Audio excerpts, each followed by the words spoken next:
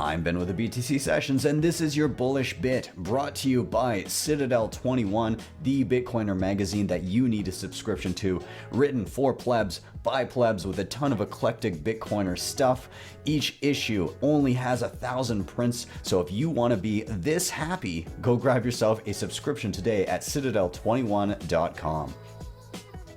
This reclaiming of individual agency and this reclaiming of individual responsibility. And the more I riff on this, the more I talk about it, the more I think about it, the more I believe that that is like the fundamental underpinning for a free society, a free civilization, and of strong constituents in a civilization. So if individuals are supposed to be free, they must also be responsible, because if they're not responsible, you can't trust them to be free.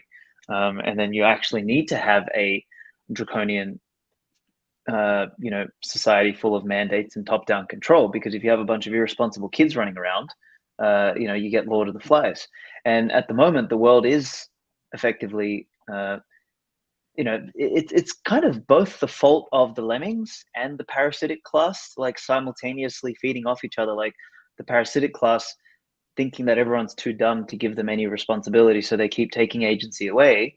And then the lemmings kind of saying, well, fuck, you're already doing this much for me, so why don't you also do this and do this? And they kind of keep giving responsibility away. And what ends up happening is, the adaptability of humans is a double-edged sword. Like we can adapt to more responsibility as individuals and actually build a free civilization, or we can adapt to less responsibility and therefore a cage. I guess to tie this back to Bitcoin, it seems to me to be the only